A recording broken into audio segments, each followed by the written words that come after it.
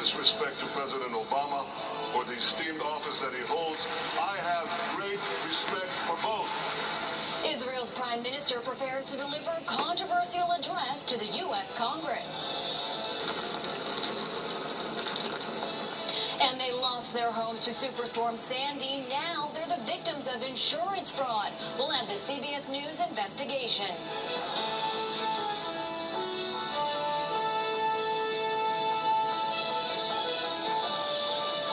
Good morning from the CBS News Broadcast Center in New York City. This is Up to the Minute. I'm Lauren Lister in for Anne-Marie Green. The relationship between the United States and Israel takes center stage today on Capitol Hill. Israeli Prime Minister Benjamin Netanyahu will deliver a controversial address to a joint session of Congress. The topic, Iran's nuclear program. Israel wants it completely dismantled, but the U.S. is right now engaged in negotiations that seek to limit the program. Netanyahu's speech, as well as how it was scheduled, has already driven a wedge between the White House and the Israeli leader, who's up for re-election in 2 weeks. CBS's Major Garrett begins our coverage. Israel and the United States agree that Iran should not have nuclear weapons. But we disagree on the best way to prevent Iran from developing those weapons. Speaking at a pro-Israel conference, Israeli Prime Minister Benjamin Netanyahu sought to narrow the divide between his government and the Obama administration. My speech is not intended to show any disrespect to President Obama or the esteemed office that he holds. I have great respect for both. The White House sees Netanyahu's speech to a joint session of Congress as an effort to torpedo a deal with Iran that could halt its pursuit of a nuclear weapon for a decade or more. The president spoke to Reuters about the prime minister's visit. It's understandable why Israel is very concerned about Iran. We are too.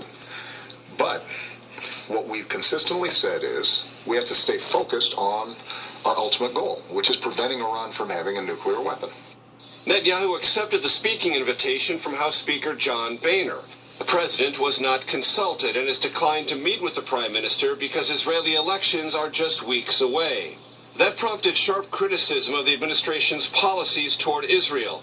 This full-page ad from a conservative Jewish group and New York Times suggested National Security Advisor Susan Rice might allow genocide in Israel.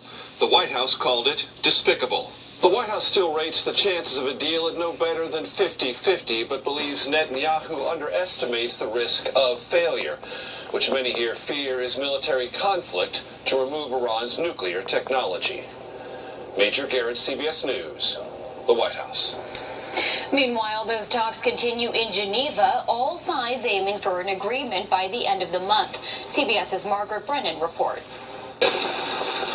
With the clock ticking, Secretary of State John Kerry shot down criticism that the U.S. is rushing towards a weak deal with Iran. Any deal that we would possibly agree to would make the international community, and especially Israel, safer than it is today. An emerging agreement would prevent Iran from producing enough uranium and plutonium to build a weapon for at least a decade, limit the amount of centrifuges and enriched nuclear fuel that Iran is allowed to keep, and mandate regular nuclear facility inspections. In exchange, sanctions on Iran would be gradually lifted, but the two sides disagree on how quickly that relief should happen. Right now, no deal exists. No partial deal exists. And unless Iran is able to make the difficult decisions that will be required, there won't be a deal. A nuclear deal with Iran may be a legacy of the Obama administration's foreign policy. Unlike Israel, the U.S. is not demanding that Iran dismantle its nuclear program. And that is the biggest disagreement between the two allies. Margaret Brennan, CBS News, the State Department. 4 U.S. senators are calling for congressional hearings into an insurance scandal dating back to Superstorm Sandy. A 60 Minutes investigation found insurance companies doctored engineering reports after the storm to limit their costs. And it looks like FEMA turned a blind eye. CBS's Nancy Cordes reports. It doesn't take an engineer to see that Sandy damaged some of these homes beyond repair. Bob Cable told Sharon Alfonsi on 60 Minutes that his house in Long Beach, New York, was knocked off its foundation and condemned. But the insurance company's engineering report concluded there was no structural damage. So now I'm like, what do you mean there's no structural damage? The house is not what it was before. New York Senator Kirsten Gillibrand says she's heard similar stories from dozens of constituents. Based on the documents I've seen, it looks like large-scale fraud. It's rigging of the system against homeowners to make sure insurance claims are not paid out. 40 phone calls later, Cable was finally granted a re-inspection by the same engineer. I said, George, how could you write a report like that? He goes, it's not my report. His report, they discovered, had been altered. Engineer Andrew Brom, who works at a different company, says the same thing happened to him. 175 of your reports were doctored? Correct. They were altered. And the ones that weren't changed? The ones that weren't changed, interestingly, were ones where I recommended that no repairs are required. 60 Minutes revealed that FEMA, which backs flood insurance using taxpayer money, first got complaints in mid-2013, but failed to investigate.